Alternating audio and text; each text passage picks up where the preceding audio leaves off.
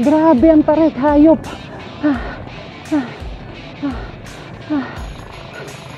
Oh, tangina, ano yan? Diyos ko po. Grabe. Good day mga brother, happy nga pala and welcome back sa ating Ronda Calamba serye kung saan ay pupuntahan natin ang mga cycling spots at mga ahon sa bayan namin sa Calamba. Para pala sa ating second episode ay aahon ulit tayo sa mga sikat na ahon sa bayan namin, ang Bukal Bypass at ang Water District kung saan makikita natin yung Konoha Village ng Naruto. Mag-aalas 4 na ng hapon nung nag-ride out ako. And dito pala ulit ang daan natin sa may Barangay Halang. At dahil medyo hapon na, inabutan na ako ng traffic sa daan. Matraffic talaga dito pag hapon since uwian na ng mga estudyante. After pala ng traffic sa Halang, nakarating na tayo sa Barangay Bukal kung saan makikita yung unang ahon natin. Madali lang makita to dahil may makikita kayong stoplight dito. At sa bandang kanan na ando ng Bukal Bypass Road. At dito na rin mag-uumpisa ang ating ahon.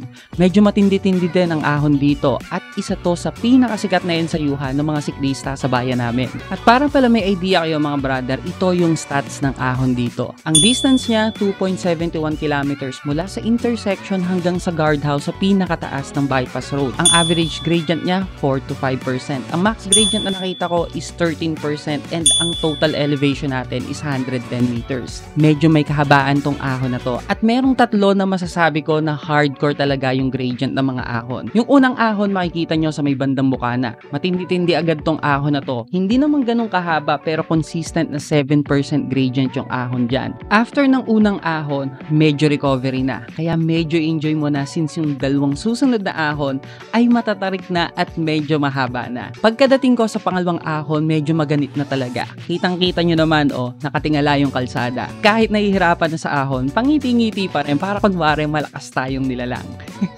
Pahihirapan ka ng ahon na to since asa 8% yung consistent na gradient ng ahon mo dito.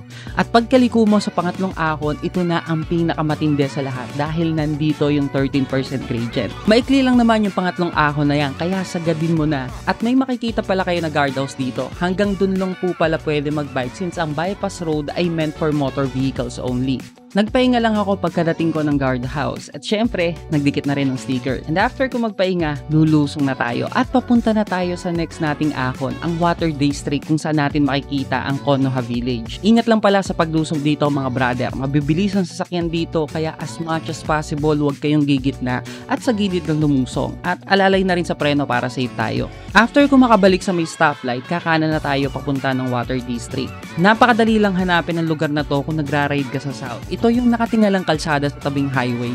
Makikita nyo agad to pagkalampas nyo ng Riles. Pagkadating ko dito, rektahan na agad at bungad pa lang ng ahon, napaka-hardcore na talaga.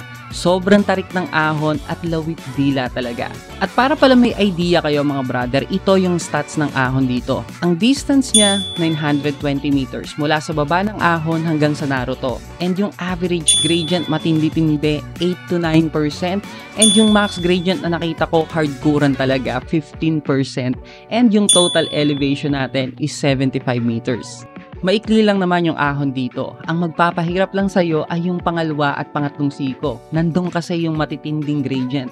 Pero tiyagaan lang yan at tamang gearing at konting ingat lang since malubak yung daan dito at madalas may makakasabay ka na truck sa ahon or lusong. After ng ikatlong siko, dire-diretso pa din yung ahon dyan pero tolerable na yung gradient. Para pala makarating kayo sa Naruto, dire-diretso lang kayo hanggang dulo. Isagad nyo na para sulit yung ahon. Pagkadating nyo sa dulo, kumanan lang kayo at pag nakita nyo na yung Fajardo Resort, yung susunod na kanto sa kanan, yun na yung kanto papunta ng Naruto. At pagkadating ko doon, tamang picture lang ako dito na may halong pahinga and after na, umuwi na ako ng bahay. So yun mga brother, pauwi na pala tayo and maraming salamat pala sa panonood ng ating Ronda Calamba serye. Kung gusto nyo pala makita itong ruta na to mga brother, follow nyo lang po ako sa Strava, I am happy. At yung buong story mga brother ay available sa ating YouTube channel. Maraming salamat po ulit. Ride safe palagi mga brother and kita-kits tayo sa daan.